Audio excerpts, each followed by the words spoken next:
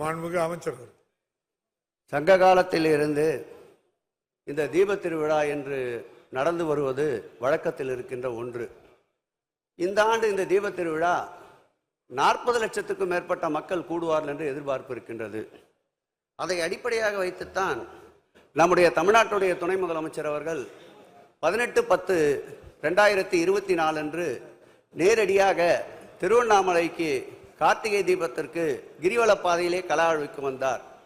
அதன் பிறகு தொடர்ந்து 6 கூட்டங்கள் அந்த மாவட்டத்துடைய அமைச்சர் அண்ணன் ஏவா வேலு அவர் தலைமையில் நான் பங்கேற்ற 2 கூட்டங்கள், தலைமை செயலாளர் தலைமையிலே நடந்த கூட்டங்கள், அதை தொடர்ந்து அந்த மாவட்டத்துடைய ஆட்சித்தலைவர் கண்காணிப்பாளர் அவர்கள் தலைமையில் நடந்த கூட்டங்களுக்கு தொடர்ந்து சமீபத்தில் ஏற்பட்ட பெருமழையின் வெள்ளத்தின் காரணமாக நிலச்சரிவு ஏற்பட்டதை அனைவரும் அறிந்தது. அதை போர்க்கால அடிப்படையில் நம்முடைய மாண்புமிகு முதலமைச்சர் அவர்கள் தீர்த்து வைத்ததையும் இந்த மன்றம் அறியும். இன்றைக்கு இந்த தீப திருவிழா என்பது மலையின் உச்சியின் மீது ஏற்றப்படுகின்ற கொப்பரை தீபம் என்பது ஒரு இன்றியமையாத ஒன்று.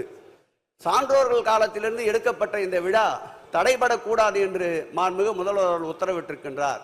அந்த உத்தரவுக்கேற்ப ஜுவாலஜி கமிட்டி சரவண பெருமாள் ராஜா அவர்கள் தலைமையிலே ஒரு குழு அமைக்கப்பட்டு 8 பேர் கொண்ட குழு 7, 8, 9 ஆகிய 3 நாட்கள் ஆய்வு செய்திருக்கின்றது.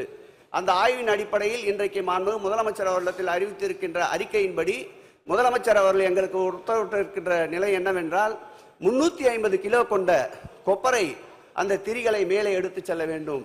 40 டன் கொண்ட சுமார் 450 கிலோ நெய்யும் மேலே எடுத்துக்கொள்ள செல்லப்பட வேண்டும். ஆகவே 2ற்கு சேர்த்தார் போல் எவ்வளவு மனித சக்தி அதற்கு பயன்படுத்த வேண்டுமோ அவ்வளவு மனித சக்திகளை பயன்படுத்தி எந்த விதமான ஒரு சிறு உயிரிழப்பும் இல்லாமல் எந்த விதமான சிறு அசம்பாவிதம் ஏற்படாமல் இந்த தீப திருவிழாவை வெற்றிகரமாக நடத்த வேண்டும் என்று முதலமைச்சர் உத்தரவிட்டிருக்கின்றார்.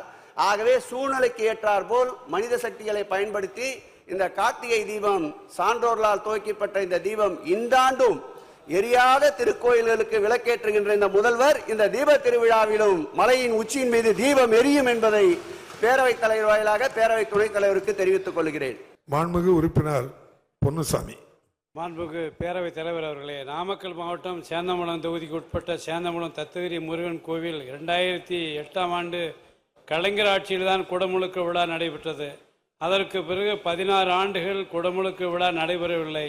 ஆகவே குடமுழுக்கு விழாவை நடைபெறுவதற்கு மாண்புமிகு அமைச்சர் அவர்கள் முன்வருவாரா என மாண்புமிகு பேரவைத் தலைவர் மூலமாக நான் அறிய விரும்புகிறேன். மாண்புமிகு அமைச்சர்.